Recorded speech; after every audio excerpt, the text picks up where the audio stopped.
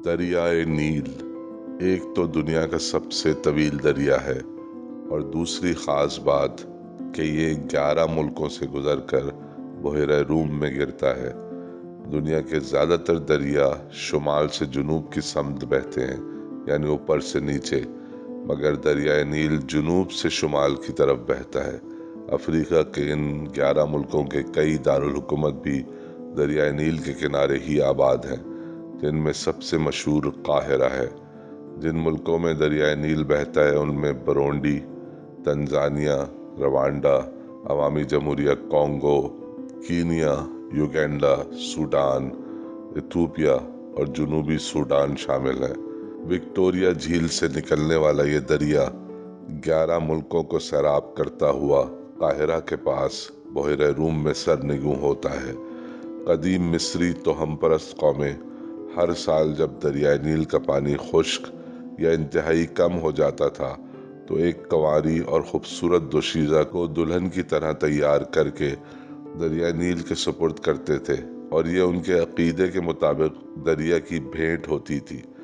जब इस्लाम फैला और मिस्र हज़रत उमर के दारुल हुकूमत में इस्लामी हुकूमत में शामिल हुआ और वो वक्त आया कि दरिया का पानी कम हो गया, तो मकामी लोग वहाँ के मुस्लिम गवर्नर हज़रत अमर बिन आस के पास आए और अपनी रिवायत का जिक्र किया, जिस पर उन्होंने गुस्से का इजहार करते हुए भेंट की गैर इंसानी और गैर इस्लामी रिवायत पर फौरी तौर पर पाबंदी लगा दी और ख़त लिखकर अमीरुल मोमिनीन को आगाह कर दिया, जिसके जवाब में हज़रत उमर का वो मशहूर ख़त आया जो उन्होंने अल्लाह की अज़मत बयान करते हुए दरिया नील को मुखातिब किया था और कहा था कि ख़त दरिया में डाल देना।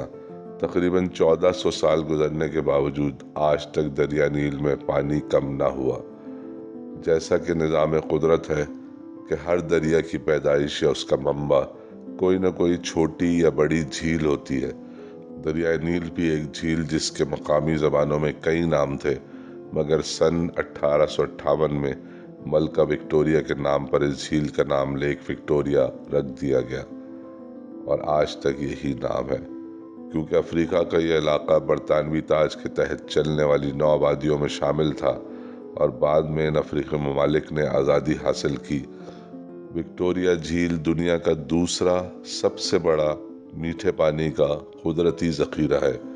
अंदाज़ा लगाएं कि इसका कुल रकबा तकरीबन 60,000 मुरब्बा किलोमीटर है और गहराई कहीं से 262 फुट और कुछ मकामात से 276 फुट है।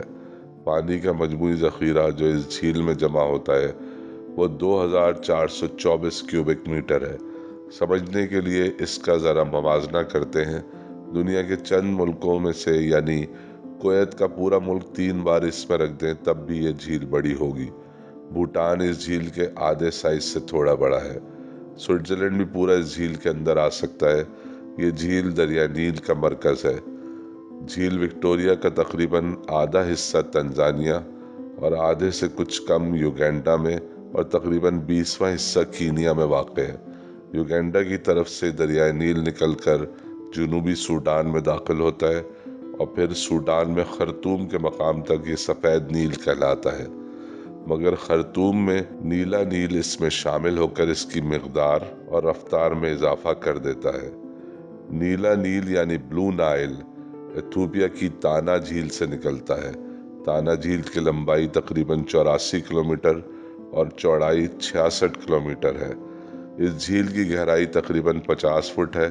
ताना झील से निकलकर नीला दरियाए नील सूडान से बहता हुआ मिस्र में दाखिल होता है और सफ़ेद नील में मिलकर एक अजीम शान दरिया की शक्ल इख्तियार कर लेता है।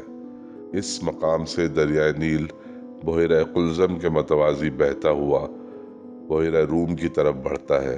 जब ये बहरे रूम में गिरता है तो इसका डेल्टा 250 किलोमीटर तक चौड़ा हो जाता है। 6,600 किलोमीटर का ये सफ़र तमाम होता है और ये मीठा पानी बहरे रूम के खारे पानी में मिल जाता है।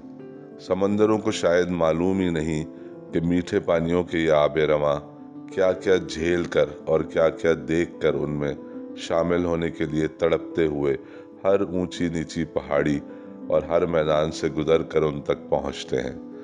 دریائے نیل ہر سال 37,000 کیوبک پانی فی سیکنڈ بحیرہ قلزم میں شامل کرتا ہے۔ 6,600 کلومیٹر کے دونوں کناروں پر ایک طویل عرصے سے آباد انسانوں کی بستیوں کو تہذیب وادی نیل کہا جاتا ہے، اور یہ دنیا میں موجود انسانوں کی سب سے قدیم تہذیب ہے۔ دریائے نیل کے قدیم مقامی زبانوں میں جتنے بھی نام ہیں، سب کا مطلب عظیم دریا، دریا یا زبردست پانی ہے۔ قدیم مصری حکمرانوں نے دریائے نیل کو نہ صرف ذریعہ آمدرفت کے طور پر استعمال کیا، بلکہ پانی کے بہاؤ، بھل کی ملکیت اور سیلاب کے اثرات سے بچنے کے لیے حکومتی ڈھانچے کی تشکیل، نظام حکومت کی کارکردگی، کاشتکاری، افسر شاہی، غرض پوری کی پوری قدیم مصری حکومت کا دار و مدار اسی ایک دریا پر تھا جس کا نام نیل ہے۔ قدیم زمانے میں دریا انسانوں کے لیے موٹر وے کا کام بھی کرتے تھے، یعنی دریا پار کرنے اور طویل فاصلے طے کرنے کے لیے انسان کے پاس دریائی راستہ موجود ہونے کی وجہ سے اس نے پہلے کشتی بنائی، پل اور پہیوں والی گاڑیاں بعد میں ایجاد کی۔ زمانہ قدیم میں انسان کے لیے زمین پر سب سے متحرک اور مسلسل چلتے رہنے والی چیز دریا ہی تھے۔ قدیم انسانی تہذیبوں کے جتنے قصے اور کہانیاں، چاہے وہ الہامی کتابوں میں موجود ہوں یا انسانوں کی لکھی ہوئی کتابوں میں، جتنی کہ اس عظیم تہذیب وادی نیل کے بارے میں موجود ہیں، 5,000 سال پرانی دنیا کی کسی اور تہذیب کے بارے میں زیادہ تر معلومات جو حالیہ زمانے میں دستیاب ہے، وہ یا تو تعمیراتی ساخت اور ڈیزائن کے بارے میں ہے، یا معاشرتی اور خاندانی طرز زندگی کے بارے میں وہ معلومات ہے جو دریافت ہونے والے برتنوں اور کرنسی کے طور پر استعمال ہونے والے سکوں سے اخذ کی گئی ہے۔ نظام حکومت اور طرز حکومت کا انتظامی ڈھانچہ اور اس کے معاشرتی زندگی پر اثرات سب سے زیادہ اسی تہذیب وادی نیل کے بارے میں ملتے ہیں۔